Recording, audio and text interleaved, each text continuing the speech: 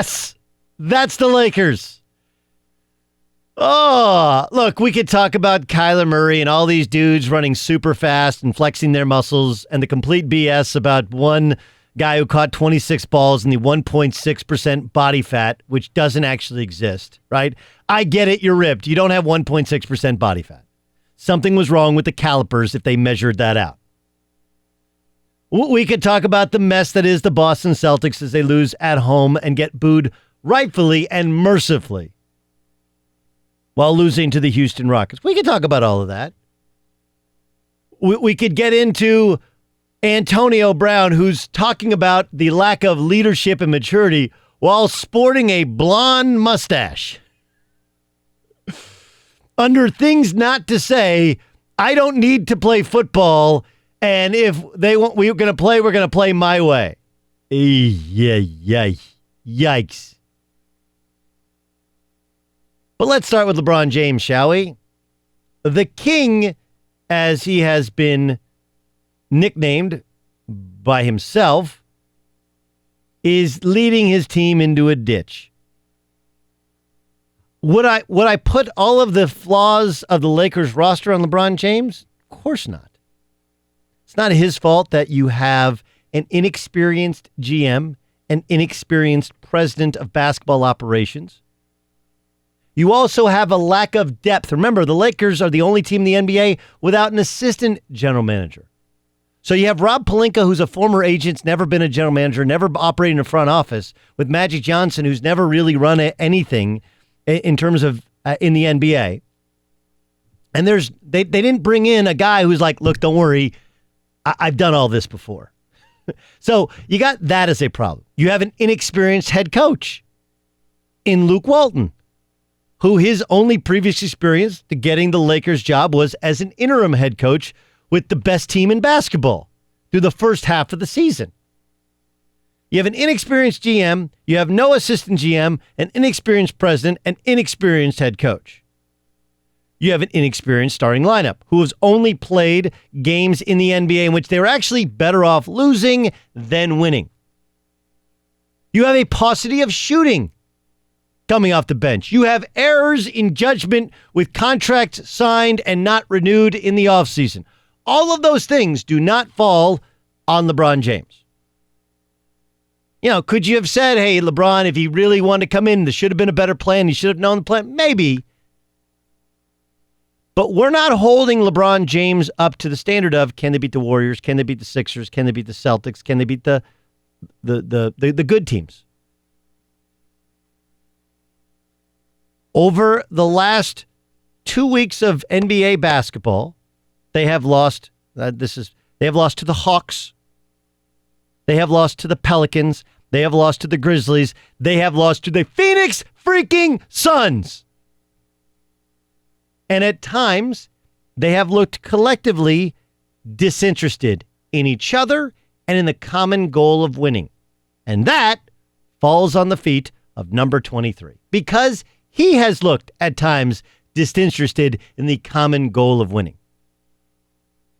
I'm not going to pick apart the fact that he missed a couple of big free throws against the Bucks.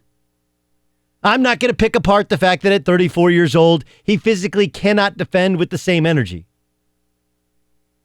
But all you have to do is watch the games. Watch his body language, their body language. And remember this phrase in basketball. Whoever your best player is, that's who your team is. If your best player is a hardworking, unselfish, tough son of a you-know-what, then guess what your team is? Because they all fall in line. If your best player is a selfish, arrogant, entitled SO you-know-what, then guess what your team is? Part of what's made the Warriors so great is Steph Curry's leadership. Like, Steph Curry is not a good defender, but there is some effort there. And Steph Curry has fun. He goes out there and every night he tries to have a great time. He gets just as much joy when somebody else hits a shot as when he does. You've seen Klay, when Klay gets going hot and he shoots the ball, Steph Curry's running down the court and people are like, well, why is he doing that? Because that's how Steph Curry runs his team.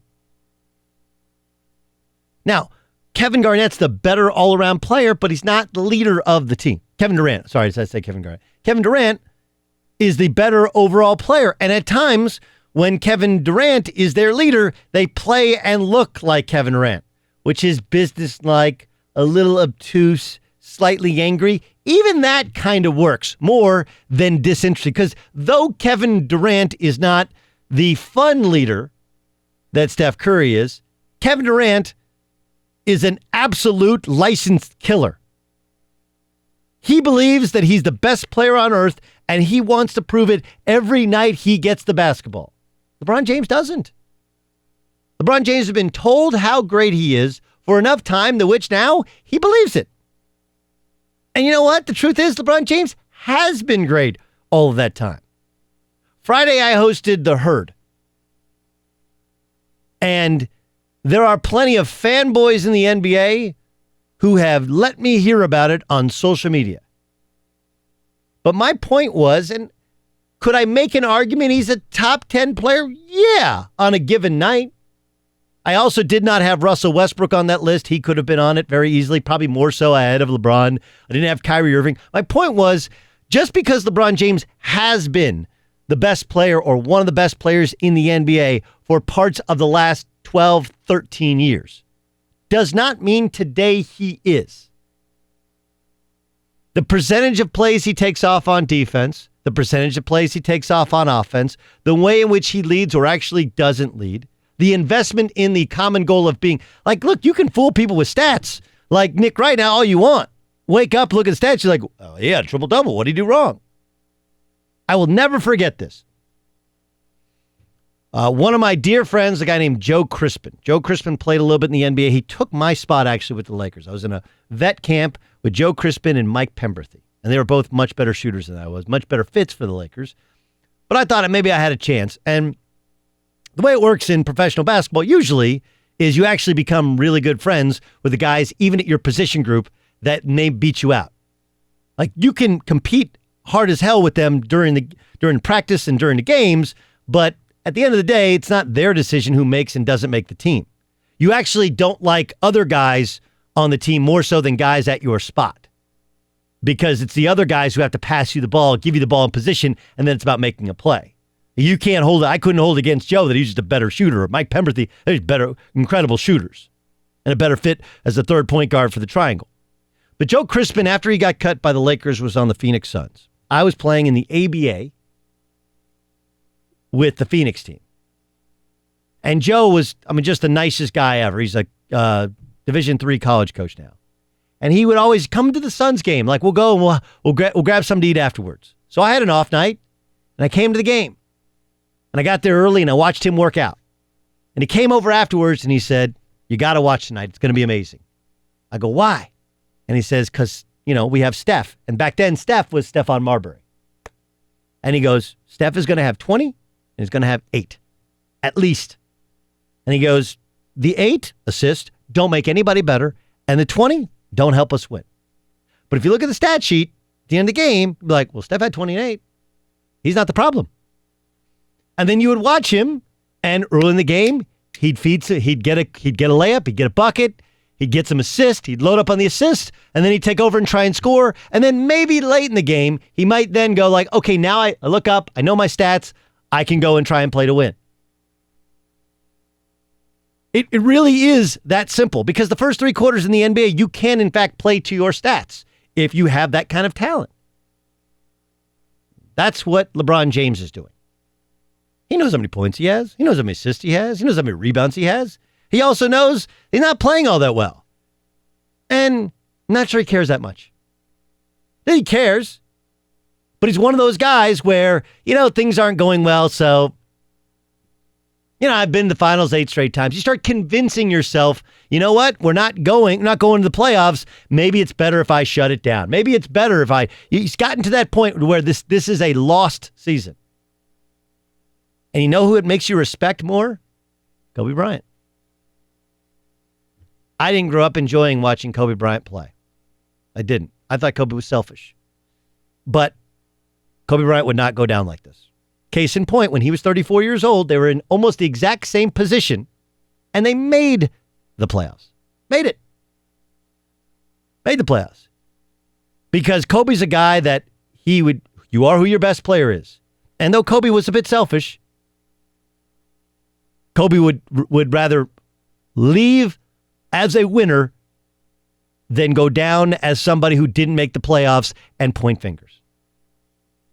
Look, any of these stories, any of them you hear individually, I can excuse. Right? You know, listen to 2 Chainz make a new rap album, and the night before a game that you have off because you're doing load management, fine. Enjoying a good glass of wine, even before a game you're not going to play because you're hurt, fine. Not practicing with the team because you're injured and you do your own rehab thing, fine. Taking a ball out of bounds and hitting the underside of the backboard, happens. Okay? Getting lost defensively and getting it pointed out on Twitter, it happens. Having bad body language and not paying attention to a coach, it happens. Not sitting with the team. He's always sat in the same chair. It happens. But when you add all the stories together and you look at the lack of cohesion and you remember that it's not like they're losing to the Warriors, to the Celtics, to the Sixers, to the Nuggets. They're losing to the Suns, the Grizzlies, the Pelicans, and the Hawks. You start to understand why all of these stories are not only true, but the culmination of them, you add them all together and like, oh, he's the problem, not the solution.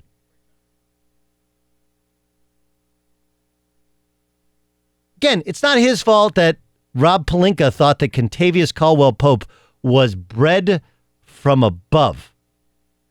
They actually thought that Kentavious Caldwell-Pope would be the reason that LeBron James would come to LA because he's rep by Clutch Sports. That's what they thought. Like LeBron was coming or not coming, it had nothing to do with it, but they didn't know. And Caldwell-Pope's cost them probably 4 games individually, and they won those 4 games. All 4 cost by him, including the Bucks game where he can't take the ball in bounds against a simple press. They win the games, and they're in the playoffs right now. That's not LeBron's fault. But losing to the Suns and being down 19, that is. Losing to the Grizzlies, who trade away their best player and look at get disinterested, that is. Losing to the Pelicans, who don't play their best player more than 20 minutes because they are trying to tank, they are trying to be bad, that is. Losing to the Atlanta Hawks, that is. You are who your best player is. And if the Lakers are a non-playoff team, that's on their best player.